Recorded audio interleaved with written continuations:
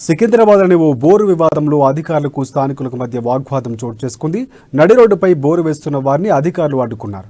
GHMC, సీఆర్ఎంపీ అనుమతులు లేవని, భవిష్యత్తులో ఇబ్బందులు తలెత్తే అవకాశం ఉండడంతో బోరు వేయటాన్ని నిలిపివేశారు. దీంతో స్థానికులు ఆందోళన చేపట్టారు.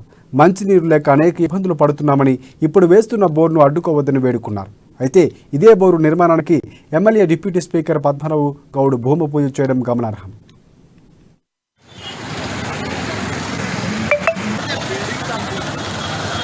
సిఆర్ఎంపీ ఇంజనీర్ సార్, ఇది అనాథరిజంగా మాకు ఇంటిమేషన్ ఇవ్వాలా, ఏమి ఇవ్వాలా. వాళ్ళ నడి రోడ్లో పైప్ లైన్ బోరింగ్ వేస్తున్నారు. ఫ్యూచర్లో చాలా ప్రాబ్లమ్స్ వస్తాయి. రోడ్డు సింకేజ్ అవుతుంది.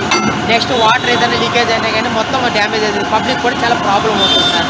ఇది అనాథరైజ్డ్గా మాకు ఎటువంటి ఇంటిమేషన్ కూడా ఇవ్వలేదు. అనాథరైజ్డ్గా చేస్తున్నారు.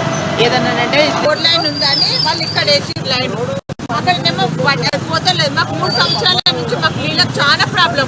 సాయంత్రం కూడా నల్లి ఇడుస్తుంది. ఎంత చిన్నపిల్లగా రుచ్చబోసినంత నల్లి వస్తుంది మాకు. సగం డ్రమ్ము కూడా నీళ్ళు వస్తలేదు. పల్లీల సందులలో మనం బోరింగ్ ఏదైతే బండి ఉందో అది వెళ్ళలేని పరిస్థితులలో ఇక్కడ రోడ్డు మీద వేద్దాం అనుకున్నారు అసలు పెద్దవాళ్ళు. Drainage pipe